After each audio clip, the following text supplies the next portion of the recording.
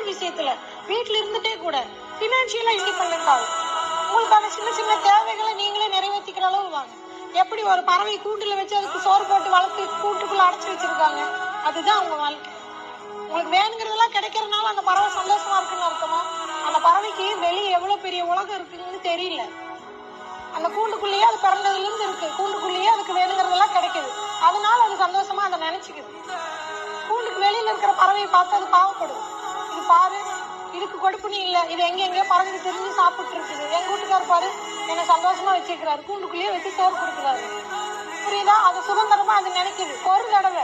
ஒரு தடவை அந்த சிறகை விரிச்சு பறக்கும் போது அந்த சுதந்திரம் என்னன்னு தெரிஞ்சிருச்சுன்னா அதனால திரும்ப போய் அந்த கூட்டுக்குள்ள இருக்க முடியாது. அது எவ்வளவு பெரிய சுதந்திர காத்த சுவாசிச்சிருக்குது. அது நினைச்சா பறக்கலாம், நினைச்சா இருக்கலாம், நினைச்சதை சாப்பிடலாம், நினைச்சதே இருக்கலாம்.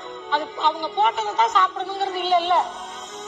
ஆனா கூட்டுக்குள்ள இருக்கிற பறவைக்கு அவன் கொடுத்தாதான் சாப்பாடு, அவன் கொடுக்கறதா உணவு, அவன் கொடுக்கறதா அறிவு. புரியுதா? ஆனா வெளியில வந்த பறவைக்கு இந்த உலகமே வீடு.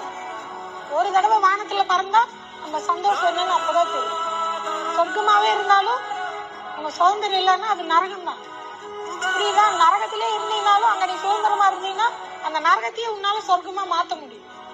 நீ போய் கூட்டுக்குள்ள இருக்க போறியா, நீ சிறகு விரிச்சு பறக்க போறியாங்கிறது உன் கையில தான் இருக்கும்.